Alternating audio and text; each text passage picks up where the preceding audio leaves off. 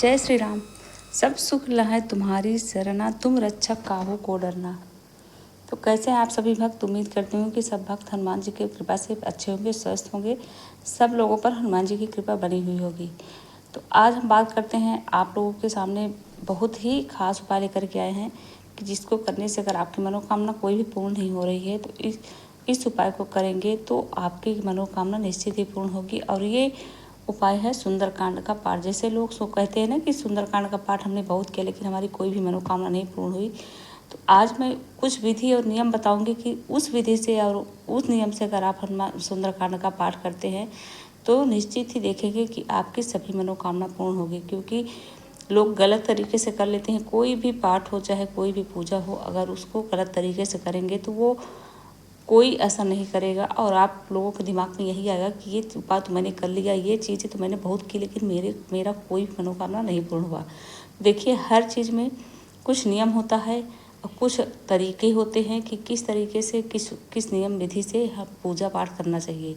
अगर उस नियम विधि से आप लोग पूजा पाठ करते हैं तो निश्चित ही देखेंगे कि आपको अच्छे मार्गदर्शन मिलेंगे। क्योंकि कलयुग में हनुमान जी को श्री राम भगवान ने सतयुग में ही कहा था कि कलयुग के राजा आप होंगे और आपकी पूजा के बिना किसी का कोई भी मनोकामना नहीं पूर्ण होगी। उस कलयुग में जो भी इंसान आपकी चरणों में आएगा और आपकी पूजा पाठ करेगा उसके ऊपर ही आपका आशीर्वाद मिलेगा। तो चलिए, वीडियो में आगे बढ़ने से पहले वीडियो को आप लोग लाइक कीजिएगा, शेयर कीजिएगा और चैनल को सब्सक्राइब जरूर कर दीजिएगा। बेल आइकन घंटी प्रेस कर दीजिएगा जिससे वीडियो का नोटिफिकेशन आप सभी लोगों तक पहुंचता रहे। और कमेंट में जय श्री राम जरूर लिखिएगा। तो आज हम आपको बताते हैं कि सुंदरकांड का पाठ कैसे करना चाहिए, किस नियम से करना चाहिए, तभी आपकी मनोकामना पूर्ण होगी। क्योंकि जैसे देखिए, बीमारी आपको बहुत दिन से नहीं छोड़ रही है, आपकी नौकरी नहीं लग रही है, आप बहुत ज़्यादा पढ़ लिख रहे हैं, मेहनत कर रहे हैं और साथ में सुंदरकांड का पाठ भी कर रहे हैं। बहुत सारे ऐसे भक्त हैं कि सुंदरकांड का पाठ हमेशा करते रहते हैं लेकिन उनकी कोई भी इच्छा पूरी नहीं होती है। तो आपने कहीं ना कहीं सुंदरकांड का पाठ करने में गलती करती हैं, इस वजह से आपकी मनोकामना नहीं पूर्ण होती सुंदरकांड का पाठ करने से। तो आज मैं वही बताऊंगी आप लोग को कि कैसे करना है सुंदरकांड का पाठ, किस विधि से करना है। देखिए, हनुमान जी महाराज ऐसे हैं कि वो अगर आप पैसा दे करके कोई भी उपाय करते हैं बहुत ज़्यादा खर्चे करके तो वो आपको नहीं उतना फल देगा।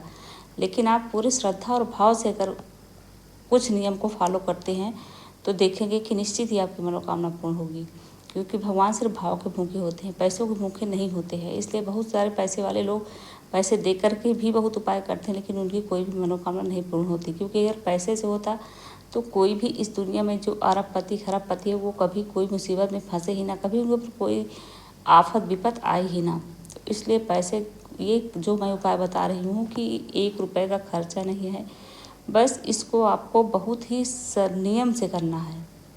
देखिए, सुंदरकांड का पाठ आप संकल्प लीजिए हमेशा। अगर आप कोई भी मनोकामना के लिए कोई भी पाठ करते हैं तो उसका संकल्प लेना बहुत ज़रूरी है। संकल्प आपको 51 बार हनुमान चालीसा पाठ का संकल्प लेना है। हमेशा जब भी संकल्प लीजिए तो 51 बार का संकल्प लीजिए कि हनुमान सुंदरकांड का पाठ हम 51 बार करेंगे। मेरी ये मनोकामना है, मेरी ये भी जो भी है आपकी मनोकामना, वो हनुमान जी के सामने आपको बोलना है। उसके बाद आपको ऐसे नहीं करना है, आपको जब हनुमान जी के सामने ही बैठ करके सुंदरकांड का पाठ करना चाहिए। अगर आपके घर के आसपास मंदिर नहीं है तो आप अपने घर पर ही एक चौकी लगा लीजिए और उस पर लाल कपड़ा बिछाइए। लाल के अलावा कोई भी कलर नहीं बिछाइएगा क्योंकि हनुमान जी को लाल कलर बहुत ही प्रिय है। और उनका जो चीज़ें पसंद है, अगर उस चीज़ से आप इस पाठ को करते हैं तो देखेंगे हनुमान जी महाराज आप पर जरूर प्रसन्न होंगे। एक चौकी लगाकर लाल कपड़ा उस पर बिछा करके उसमें पंचमुखी हनुमान जी की फ़ोटो लगाइए। मतलब और कोई हनुमान जी के लिए, जब सुंदरकांड का पाठ आप करते हैं तो पंचमुखी हनुमान जी की फ़ोटो होनी चाहिए। और पंचमुखी हनुमान जी की फ़ोटो लगाना है वो भी दक्षिण दिशा की तरफ उनके उनका मुख होना चाहिए। ये नहीं कि आप किसी भी दिशा में लगाइए। देखिए, हनुमान जी की मूर्ति रखिए, फ़ोटो रखिए, दक्षिण मुखी हनुमान जी की फ़ोटो रखिए। उसके बाद पंचमुखी हनुमान जी की फ़ोटो या मूर्ति लगा करके आपको एक जोत जला देना है। जोत ऐसा जलाना है जैसे अखंड जोत बोला जाता है, क्योंकि वो जोत बुझना नहीं चाहिए। जब तक आप पाठ करेंगे वो बुझना चाहिए। अब 51 बार आप लोग घबरा जाएंगे सुन करके कि 51 बार पाठ कैसे करेंगे एक दिन में। तो आपको एक दिन में 51 पाठ नहीं करना है, आपको 7 दिन मतलब 7 दिन में पूरा करना है 51 बार पाठ। 7 दिन में आप पूरा कर लीजिए 51 पाठ सुंदरकांड का। उसके बाद आपको क्या करना है, हनुमान जी के पसंद की चीज़ें आपको ज़रूर चढ़ाना है। जैसे लाल गुलाब का फूल है, गुड़हल का फूल है, कमल का फूल है, ये इस तरह के फूल हनुमान जी को बहुत ही पसंद है। ये फूल चढ़ाइए। सिंदूर चढ़ाइए लाल। आप लाल बूंदी का लड्डू देखिए, बूंदी भी लाल होती है, बूंदी का लड्डू बहुत पसंद है हनुमान जी को, उसको लगाइए। साथ में तुलसी दल बहुत ही प्रिय है हनुमान जी को, तुलसी दल चढ़ाइए। और सबसे बड़ी पसंद की चीज़ जो है हनुमान जी को, राम भगवान का नाम। राम नाम से बहुत ज़्यादा प्रसन्न होते हैं, बहुत ज़्यादा खुश होते हैं।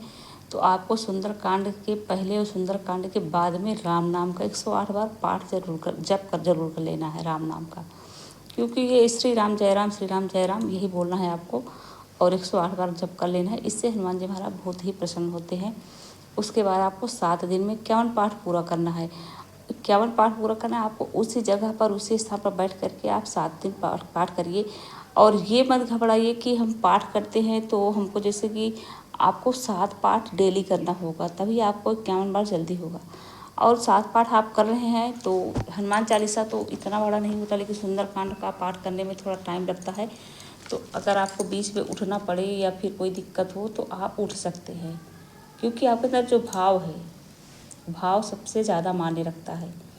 तो आपको कब मुसीबत है तो फिर आपको परेशानियां हैं तो आप उठ सकते हैं। आप ऐसा नहीं कि सुबह ही बैठ जाइए, आप खाली पेट, आपको 2-3 घंटा 4 घंटा लग रहा है और आप पढ़ नहीं पा रहे हैं, तो ऐसा नहीं करना है। आप खा पी करके नाश्ता वगैरह करके आराम से कभी भी किसी टाइम जब आपको रिलैक्स मिले, आप इस पाठ को अपने टाइम के अनुसार कर सकते हैं। टाइम जब भी आपको रिलैक्सेबल टाइम मिले कि हाँ हम इस समय आराम से बिना टेंशन के हम बैठ करके पूजा कर सकते हैं, उस टाइम पर आप इस पूजा को ज़रूर करिए, इस पाठ को ज़रूर करिए, सुंदरकांड का पाठ।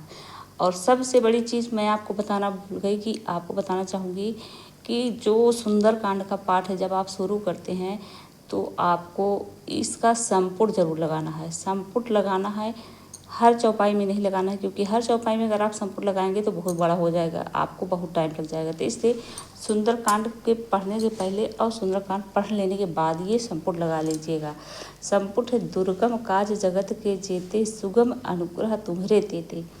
ये संपुट आपको शुरू में और लास्ट में लगाना है। अगर हर चौपाई में लगाएंगे तो ज़्यादा बड़ा हो जाएगा, तो इसलिए इसको जो है शुरू में और लास्ट में आपको इस चौपाई से बांध देना है। इस तरह से अगर आप सुंदरकांड का पाठ करेंगे तो निश्चित ही आप जो भी मनोकामना, क्योंकि ये कई लोगों का आजमाया हुआ ये पाठ है, निश्चित ही आपकी सभी मनोकामना पूर्ण होगी, चाहे वो किसी चीज़ से रिलेटेड हो आपकी प्रॉब्लम। ये संकल्प लेकर के अगर आप सुंदरकांड का पाठ आप करेंगे तो देखेंगे आपकी मनोकामना 100% पूरी होगी।